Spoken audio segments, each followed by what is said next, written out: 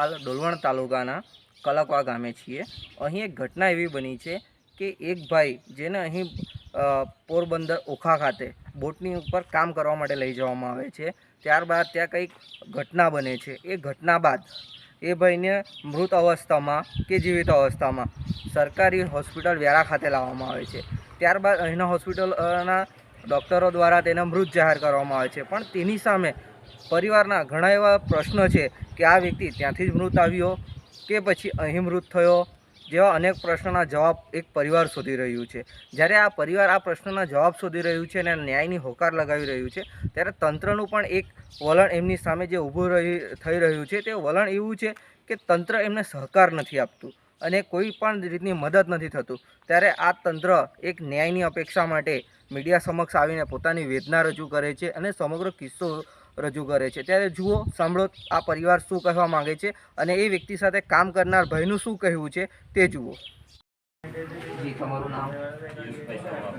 પિયુષભાઈ સોમાભાઈ. પિયુષભાઈ, તમે કયા ગામના વતની છો? કલકવા ભગતફળી, ડોલવણ તાલુકો. ઓકે, હવે તમારે ત્યાં બનાવ શું બન્યો છે? બનાવમાં મારા ભાઈને એ લોકો લાવ્યા કે તમારા ભાઈ, પણ તમારા ભાઈનું નામ? વિપુલભાઈ સોમાભાઈ. વિપુલભાઈ એ બીમાર છે, એ અવસ્થામાં અમે લઈને આવતા છે એટલે તમે આવો. ઓકે, તમારા ભાઈ કામ ક્યાં કરતા હતા? એ ઓખા પોરબંદર અમારે જાણ બાર એ લોકો બેસાડી ગયા. એમને કોણ બેસાડી ગયું હતું? એ હિતેશભાઈ હળપતિ એજન્ટ. એજન્ટ? એ એજન્ટ ક્યાંના છે? હિતેશભાઈ બુટવાળા. બુટવાડા, મોવા તાલુકો. હા જી. તો એ લોકોને અહીંથી કઈ તારીખે લઈ જવામાં આવેલા? 26 તારીખે. 26 તારીખે. 26/9. હા, આ 26/8. 26/8.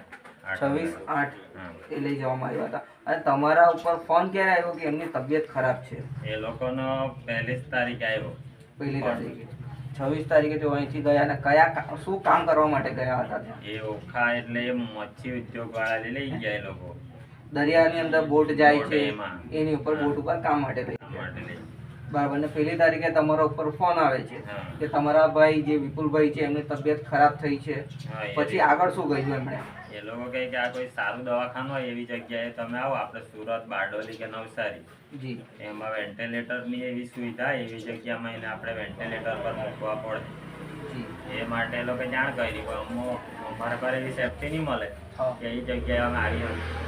એટલે અમે અમારે જાણીતા વિસ્તારમાં તમે વ્યારા સિવિલમાં લઈને આવો. હા. એટલે એ લોકો રાતના 3:30-4 ગાળામાં આવ્યો. હા. આવ્યા એટલે કઈ તારીખે આવ્યા હતા એ લોકો? સવારે થઈ ગયું એટલે બીજી તારીખ. 2 તારીખ. હા. 1 તારીખે ફોન આવે છે અને હા. 2 તારીખની સવારમાં એ લોકો વ્યારા પહોંચે છે ઓખાથી. હા. પછી એ અવસ્થામાં આવ્યો એટલે અમે ડોક્ટરને કીધું કે ભાઈ આ જીવિત હાલતમાં છે કે મરેલી જ અવસ્થામાં છે, એ તપાસ કરી આપો. જી. હા, તો ડોક્ટરે તો પહેલા કીધું કે જીવતો છે. જીવતો છે. પછી 10-15 મિનિટ ની થઈ એટલે મૃત્યુ ઘોષિત કરી દીધું પાછું કે મરી જ ગયેલી અવસ્થામાં આવ્યા. જી. ઓકે, હવે ત્યાં ડોક્ટરે કોઈ કાગળ ઉપર તમારા ઉપર સહી લીધી? હવે જીવતો છે, સારવાર આપવા માટેની સાઈન તમે આપો ને કે આપણે જીવિત માણસ માટે સારવાર માટે સાઈન આપવી જ પડે. સાઈન આપવા પહેલા તમારા મનમાં કોઈ પ્રશ્ન હતા? પ્રશ્નો હતા પણ એ આપને ડોક્ટર ઉપરથી ગાળ આપે કે તમારે આટલે લઈને અભદ્ર વ્યવહાર કરતા હતા હા, સરકારી દવાખાનાવાળા. કે તમારે અહીંયા લઈ આવવાની જરૂર હું તો સુરત, બારડોલીમાં કોઈ આવું દવાખાનું હોય ત્યાં દાખલ કરી દેવું જોઈએ તેમ. અચ્છા. ને હવે ત્યાંથી જે લાવવા વાળો વ્યક્તિ જે ખાનગી ગાડીમાં લાવ્યો, સારવાર જીવતો માણસ હોય તો એ લોકો ડાયરેક્ટ નહીં અપાવી શકે. જીવતા માણસને આજે કોઈ બી જગ્યાએ દવાખાનામાં 108 બોલાવીને માણસ મળી જાય. જી. અને આ લોકો મારીને જ ત્યાંથી ભરી દીધો અને ખાનગી વાહનમાં ભરી એટલે દીધો. તમારો આક્ષેપ શું છે? આ મર્ડર ભાઈ નરેશભાઈ ટંડેલે એને મારીને જ મર્ડર કરી નાખેલું છે. આ નરેશભાઈ ટંડેલ કોણ? એ ટળવાના બોટનો ડ્રાઈવર. ઈટાડવાના બૂટના ડ્રાઈવર. જી. હવે આજે સમગ્ર ઘટના બની, તમને પહેલાથી શંકા હતી કે તમારા ભાઈનું મૃત્યુ ત્યાં જ થયું છે એવું? હા, એ તો ગાડીમાં જોયું એટલે પણ આપણે તે ભગવાન તરીકે જ્યારે તમારા ભાઈને તમે જોયા ત્યારે એમની અવસ્થા શું હતી? એ ઓક્સિજનનો બાટલો બધો પમ્પિંગ દબાવીને લાવ્યા કરે એ લોકો. હવે આપને તો શું ખબર પડે? આપને ખબર નહીં પડે એના માટે આપણે એક ભગવાન સમાન ડોક્ટરને માનીએ તો એના પર તપાસ માટે લઈ ગયા તો ડોક્ટર જ આપને સરખો જવાબ નહીં આપે તો આપણે શું માનવું? પછી કહી દીધું સાઈન કરાવીને કે ભાઈ આ પતી ગયેલું. એટલે તમારો ક્યાંક ને ક્યાંક એવો આક્ષેપ તો છે કે હોસ્પિટલના જે ડોક્ટર છે એને ખ્યાલ જ હતો કે આ ભાઈ મૃત્યુ અવસ્થામાં અહીં આવેલો છે. એ તો બધું છતાં જાણે. તેમણે ટ્રીટમેન્ટ કરવાનું નાટક કર્યું છે ખરું ત્યાં? હા, દેખાવ કર્યો ખાલી. દેખાવ કર્યો. ઉપરથી પાછા કહી કે તમે આટલા બધા માણસો લઈને આવવાનું કામ હોય. અચ્છા, એટલે આ ઉપરથી આપને ગાળ દઈ કે અમે આવ્યા તો આપણે તો ગુનો કર્યો એ એટલે વ્યારા રેફરલ હોસ્પિટલની કામગીરી ગમે ત્યાં શંકા ઊભી કરે છે. પાક્કું જ કરે છે ને આ લોકો હાથે મિલી ભગત જ ને ઉપરથી આપને ગાળો દે. જી, હવે તમને ગાળો દીધી, એ લોકોએ તમારી સામે આ ભાઈની શું શું ટ્રીટમેન્ટ કરી? બાટલો ચડાવ્યો અને 2 ઇન્જેક્શન આપ્યા. બાટલો ચડાવ્યો અને 2 ઇન્જેક્શન હા, અને તમે કીધું તેમ કે થોડા સમયમાં જ કહી દીધું કે એ મૃત છે. હા, સ્ટેજ ઘટી ગયા ખાલી 8 જ મિનિટમાં. 4:30 આ લોકોએ શરૂઆત કરી ને 4:38 કીધું કે સ્ટેજ ઘટી ગયા. જે તમારા ઉપર, તમારી પાસેથી કયા કાગળ ઉપર સાઈન લેવામાં આવેલું કઈ ખ્યાલ છે? જો પહેલો જે કેસ બનાવ્યો એને સારવાર માટેનો, હા. એ કેસ પાસે સાઈન લઈ લીધી કે ભાઈ એને સારવાર કરવાની છે તો અહીંયા સાઈન કરી દેવો વાલી ના જે હતી. એટલે હવે મારો ભાઈ છે તો લાવો મારે સારવાર કરવા માટે એને સાઈન આપી ને આ લોકો 10 તમને મિનિટ ક્યાંક ને ક્યાંક એવું લાગે છે કે વ્યારા સરકારી રેફરલ હોસ્પિટલના ડોક્ટરોએ એક મૃત શરીરની ટ્રીટમેન્ટ કરી છે એવું? મોરેલી અવસ્થામાં જ પણ માણસને એક આક્રોશ ની ઉભો થાય એના કારણે માણસને ધીરે પાડવા માટે એ લોકો ખાલી જીવિત છે એટલું પહેલું કહી ષડયંત્ર રચ્યું. હા. રચ્યું છે. એટલે પછી 10 મિનિટની અંદર એ લોકો કહી દીધું કે પતી ગયેલું છે. હવે એ લોકો પહેલા જ કહી દેતા કે ભાઈ આ વ્યક્તિ મરેલી અવસ્થામાં આવેલો છે, એ લાશ આટલે સ્વીકારવી નહીં સ્વીકારવાની તમારે આ જાણ પાકી એ લોકો માહિતી પાકી આપવી પડે ને એ લોકો. પીએમ રિપોર્ટ ને એ બધું થયું છે? પીએમ કરવામાં આવ્યું હતું ડેડ બોડી? હા, પીએમ ડોક્ટરે એમ કીધું છે કે તમને પીએમ કરવા વગર આ લાશ મળે નહીં. હાજી. હા. પછી સવારે પહોંચ્યા ત્યારે કે અહીંયા પીએમ નહીં થાય. હા. તો પીએમ નહીં થાય તો અમે એ લોકોને એ રજૂઆત કરી કે ભાઈ આટલે પીએમ નહીં થતો હોય તે લાશ તમારે લેવી નહીં જોઈએ ને આટલે. બિલકુલ. પાછી જે ગાડીમાં આવેલી એ ગાડીમાં જે દવાખાનામાં એ લોકો કરાવેલું રિટર્ન કરવાની હતી. હા. ત્યારે ઉપરથી પોલીસ વાળા આપણે પર ગરમ થાય. તમારા ભાઈની પોરબંદર ઓખા તરફ કોઈ પણ પ્રકારની ટ્રીટમેન્ટ થઈ હોય એવું કોઈ જાણવા મળેલું તમને? ટ્રીટમેન્ટ થઈ એ લોકો એમ કહેવા માંગે જે ગાડીમાં લાવ્યા ખાનગી એમ્બ્યુલન્સમાં, પણ જે ડોક્ટર ત્યાં ફાઇલમાં આવે કે ભાઈ તમે ઓખાના અંદર કે દ્વારકાના અંદર જે ટ્રીટમેન્ટ કરાવી ત્યાંનું કોઈ ફાઇલ કે રસીદ તો ત્યાંની હોય ને. હા. તાલુક પર કોઈ ફાઇલ રસીદ મળે નહીં. કઈ હતું ને? હા, ઓકે. પછી સાઈન એ લોકો ની લઈ લીધી ને તો અમારી લઈ એ લોકો લીધી ને. જોડે ત્યાં કઈ જ ટ્રીટમેન્ટ ના કરાયું એવું જો તમે કહેતા હોય તો એને ઓક્સિજનના બાટલા ને એ બધું ક્યાંથી ચડાવ્યું? એ ખાનગી એમ્બ્યુલન્સ બોલાવી ને. ખાનગી એમ્બ્યુલન્સ વાળા છે? હા, ત્યાં ફિટ કરાવી લીધી ને પછી આ અશોકભાઈ હાથે હતા. ડોક્ટરે પૂછ્યું તાના માણસે ડોક્ટરે કે આ માણસને કઈ રીતે આ વસ્તુ બની. હવે આ સમગ્ર મામલાને લઈને તમારી માંગ શું છે? અમારે એના માટેની માંગ એ છે કે એના કાયદેસરની. ખરું? જી, તમારું નામ? અશોકભાઈ અશોકભાઈ. તમે મૂળ રહેવાસી ક્યાંના? બારતાડના. બારતાડ. હવે અશોકભાઈ, કલાકવા ગામના વિપુલભાઈ, વિપુલભાઈનો જે કિસ્સો બન્યો છે કે તેમને ત્યાંથી ડેડ બોડીને વ્યારા હોસ્પિટલ લાવવામાં આવ્યા કે જીવિત એમને લાવવામાં આવ્યા, એ સમગ્ર પ્રકરણમાં તમે એક સાક્ષી છો, બરાબર? એ સમગ્ર ઘટના તમારી આંખ સામે બની છે, તો એના માટે તમે શું કહેશો? કઈ મારી માલ લખવામાં આવ્યો. એને મારવામાં કેમ આવ્યું? એ ભાઈ ઘરે આવતો હતો રેલવે સ્ટેશન પાસેથી, તો પછી લાવ્યા. કોણ લાવ્યું? એના માણસો હશે રેલવે કોના સ્ટેશન. માણસો? હા, નરેશભાઈના. નરેશભાઈના માણસો. એટલે એ ભાજી ગયો અંકલને, આને લાવીને માર્યો ઢોરને પકડ. ભેંસને કેમ મારીએ? ભેંસને તો ઓછું મારે એટલો મારલો આ છોકરાને. મારી હાથે જોઈ દઈશું નહીં. તમે તમારી આંખે જોયું છે? હા. તમે સમજ તો જે તે સમયે એને ત્યાંથી કોઈ દવાખાનામાં લઈ ગયેલા હતા? હા, ઓખા લઈ ગયા દવાખાને. તમે સાથે જ ગયા હતા દવાખાને બી? ત્યાં એની ટ્રીટમેન્ટ કરી હતી? કરી પણ તે તાતા હોય તેમ નહીં હતું. પછી એના દ્વારકા લઈ ગયા. ત્યાં કોઈ ડોક્ટરે જણાવેલું કે એ ભાઈ મૃત્યુ પામેલ છે એવું ઓખામાં? કંઈ નહીં, પેલો ઓખામાં કંઈ એવું નહીં કીધું. પછી ઓખામાં જરાક એને સારું હતું. ઓખામાં સારું પછી સારું હતું. પછી ત્યાં પાછો લાવેલો રાતના માર્યો ઠંડીને. પાછા એને માર્યો. દવાખાનાથી પાછા એને બોટ પર લઈ ગયા? હા. અને બોટ પર જઈને પાછો મારવા? ખૂબ બહુ મારવામાં આવ્યો છે. બરાબર. આખી રાત માર્યો. આખી રાત માર્યો? આખી રાત. જી. અને ત્યાં બોટની અંદર આવા કિસ્સાઓ બીજા લોકો સાથે બી થાય છે ખરા? થાય. થાય. એટલે આપણા અહીંયાથી આદિવાસી સમાજના લોકોને અહીંથી કામ પર લઈ જાય છે અને ત્યાં ઢોરની જેમ એ લોકોને મારે છે ને આવા બધા કિસ્સા થતા જ આવ્યા છે. તમે આ વ્યવસાય સાથે કેટલા સમયથી જોડાયેલા છો? હું આમાં પહેલી વાર જોડે આવો ઓખામાં. બોમ્બેમાં 10 વર્ષ નીકળ્યા. બોમ્બેમાં 10 વર્ષ થયા. ઓખા તમે પ્રથમ વાર ગયા હતા? હા.